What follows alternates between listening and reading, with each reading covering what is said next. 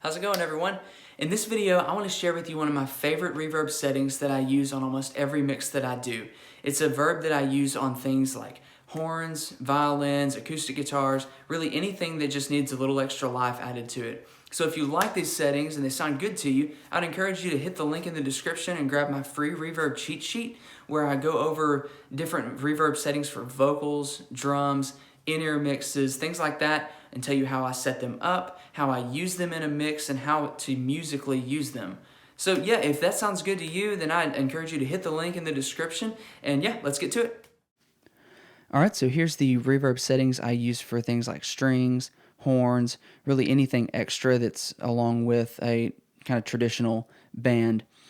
I think of this reverb and I use it a lot like a pedal almost. It's something I'll send a good blend of any instruments I want to it, and I will ride the volume along with the music, but I always have a home base volume I'll land on that sounds good as just a general mix for that reverb, if that makes sense. So I start off hall reverb with 10 milliseconds pre-delay. And, you know, it's 10 to 20 usually, but I do like the shorter on these. It just kind of has, I don't know, I'm a guitar player and it makes me feel like it's that pedal feel. So then I'll have a decay of 2.03, size 40, damping 2K, diffuse 15, leave the level the same, low cut at 211, high cut at 7K, the bass multi at 0.95, spread all the way up to 50, shape at 100, and mod speed at 30. And this kind of gives me just a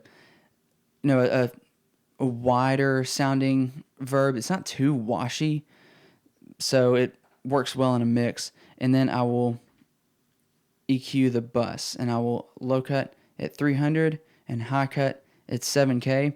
And although I don't have a violin or anything to play, it sounds like this on my vocal. So you can see it sounds like a big room. It is a little bit brighter sounding, but to me, I feel that this gives a good depth to those instruments that already have good top end themselves. You don't want to overemphasize the top end, so it just adds some depth to them. So give that a shot and let me know what you think.